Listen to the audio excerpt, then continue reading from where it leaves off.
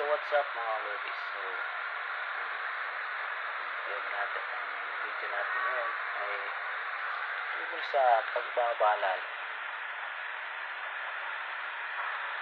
talaga sa buhay.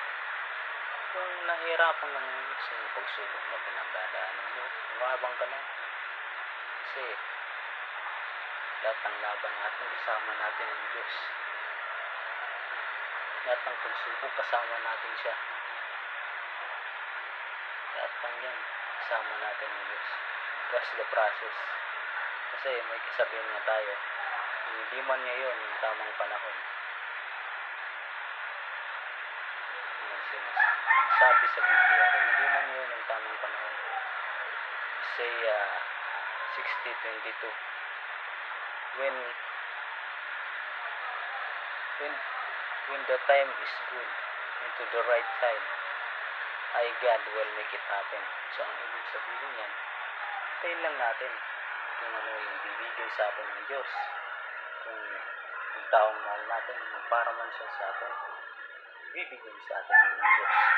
So kung para sa atin siya, bibigay sa atin siya ng Diyos. Kaya tiwala tayo sa Panginoon. Tiwala lang tayo sa ating Panginoon. Kasi darating na panahon na kung kayo man ay pinagdaanan ng Diyos, kayo at kayo pa rin magkakatuluyan. Lagi natin yung tatandaan. Kaya tayo, bumigay tayo.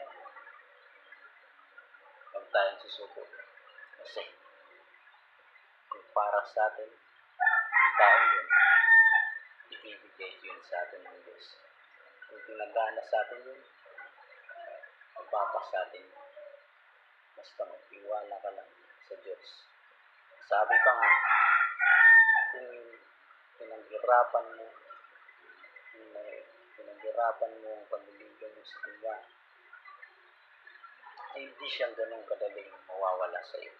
Kasi, sabi pa nga, kung gaano mo kadaling makuha ng isang bagay, ganun din yun mawawala. Pero, hirapan ka ng gusto, hindi yun madaling makukuha, mawawala sa iyo. Lalo na kung yung pag-ibig na inalay mo sa Kanya ay totoo. Yan ang tatanda natin mga kalodi. Kaya